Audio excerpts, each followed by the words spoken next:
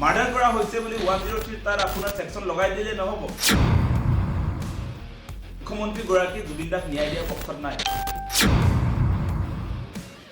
যে বিজেপি চৰকাৰ বিদেশ মন্ত্ৰণালয়ে শ্যামকানু মহন্তক লগত লৈ সিংগাপুৰত নৰ্থ ইষ্ট ইণ্ডিয়া ফেষ্টিভেল আয়োজন কৰিছিল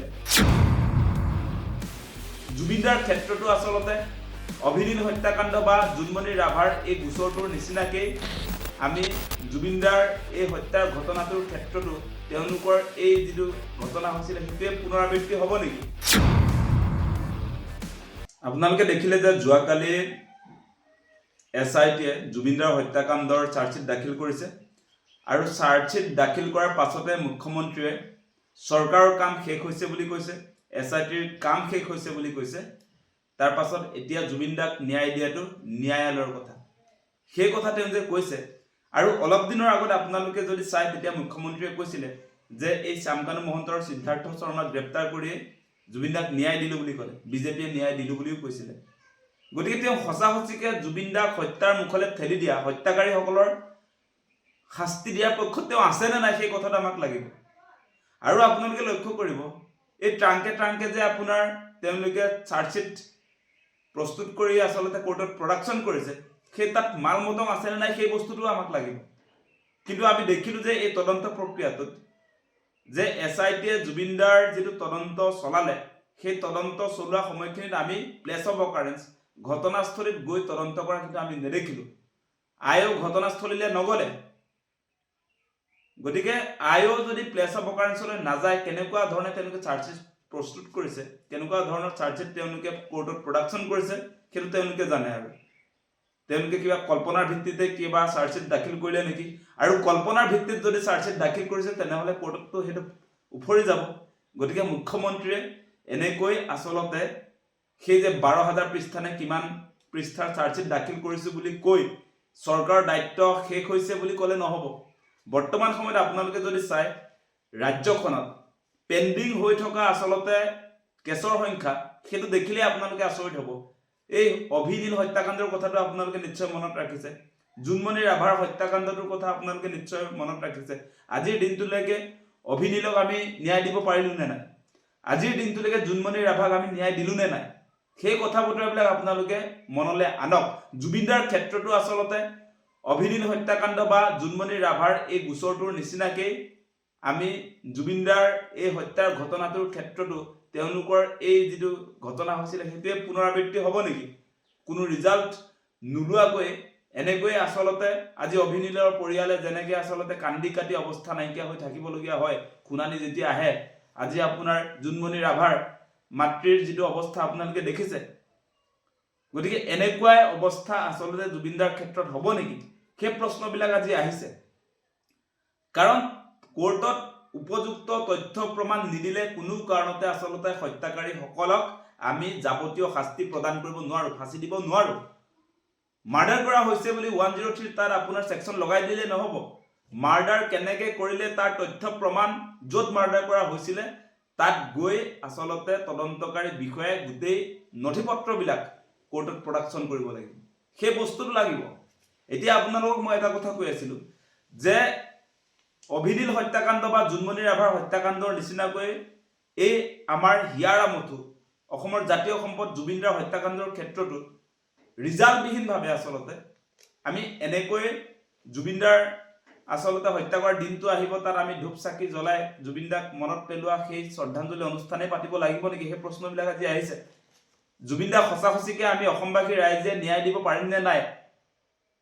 আমি যে #justice4Jubin Garg যে লিখি আছো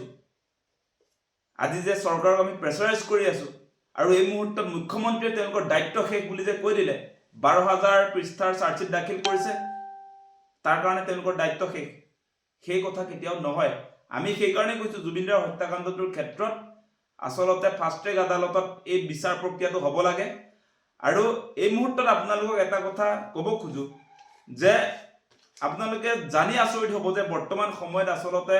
অসমত পেন্ডিং হৈ থকা কেছ মই উল্লেখ কৰিছিলো এই কথাটো যে বৰ্তমান সময়ত গুৱাহাটী হাইকোৰ্টৰ অধীনত পেন্ডিং হৈ থকা গোচৰৰ সংখ্যা হৈছে 5,13,000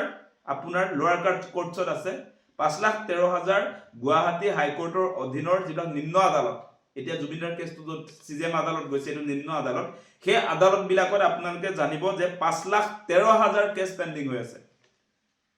গতিকে আপোনালোকে যদি চাই যে আজিৰ দিনটোত গোটেই গুৱাহাটী হাইকোৰ্টৰ অধীনৰ আপোনাৰ 5,34,244টা কেছ পেন্ডিং হৈছে গোটেই গুৱাহাটী হাইকোৰ্টৰ গোটেই অসমৰ কেছবিলাক যদি ধৰে,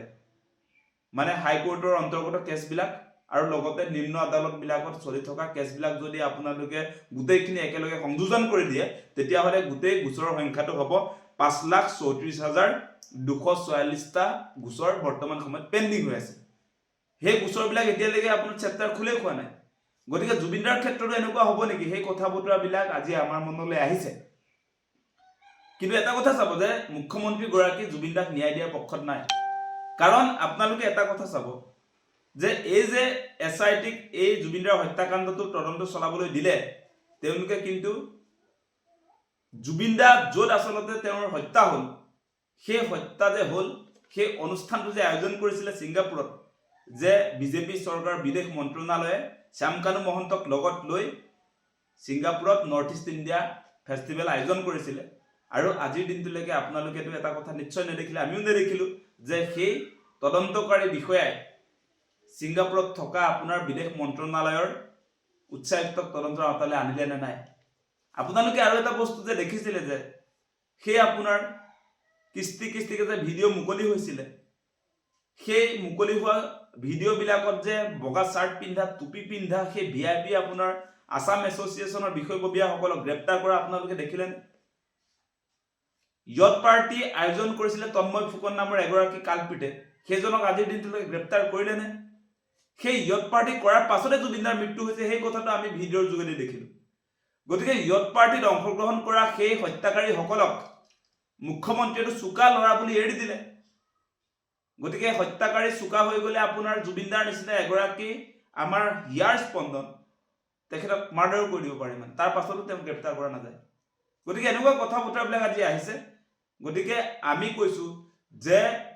এই যে চাৰ্জশ্বিট দাখিল কৰিলে, কালি যে ট্ৰাংকে যে আপোনাৰ কোৰ্টলৈ লৈ আহিলে কিছুমান নথি পত্ৰ তেওঁলোকে আনিছে বুলি, সেই নথি পত্ৰবিলাকত মুখ্যমন্ত্ৰী হিমন্ত বিশ্ব শৰ্মাৰ নামটো আছে নে নাই? সেই চাৰ্জশ্বিটখনত আপোনাৰ এই ছিংগাপুৰৰ আমাৰ যি বিদেশ মন্ত্ৰণালয় আছে, উচ্চায়ুক্ত, হাই কমিশ্যন অফ ইণ্ডিয়া আছে নে নাই? সেই চাৰ্জশ্বিটখনত তন্ময় ফুকন য়ট পাৰ্টিৰ আয়োজক তেওঁৰ নামটো আছে নে নাই? সেই চাৰ্জশ্বিটখনত য়ট চালককে ধৰি আপোনাৰ 15জন যি ব্যক্তি আছে তেওঁলোকৰ নাম সেই চাৰ্জশ্বিটখনত আছে নে নাই? সেই কথা বতৰাবিলাক আমাক লাগিব। গতিকে চাৰ্জশ্বিটখনে সেই ৰৌবৰালৈ ঢুকিয়ে নাপালে। গতিকে এতিয়া মুখ্যমন্ত্ৰীয়ে চৰকাৰৰ দায়িত্ব, SITৰ দায়িত্ব শেষ হ'ল বুলি ক'লেও আপোনালোকে এটা কথা মনত ৰাখিব যে এই চাৰ্জশ্বিটখনে মেইন মালিকবিলাকক ঢুকি নাপালে। গতিকে আমি জুবিনদাক ন্যায় দিবলৈ হ'লে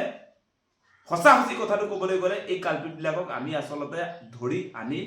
গ্ৰেপ্তাৰ কৰি আচলতে তেওঁলোকক দৃষ্টান্তমূলক শাস্তি প্ৰদান কৰিব পাৰিব লাগিব। সেই কামটো চৰকাৰে কৰিব লাগিছিল, নকৰিলে। গতিকে সেই আপত্তিবিলাক আমাৰ আছে।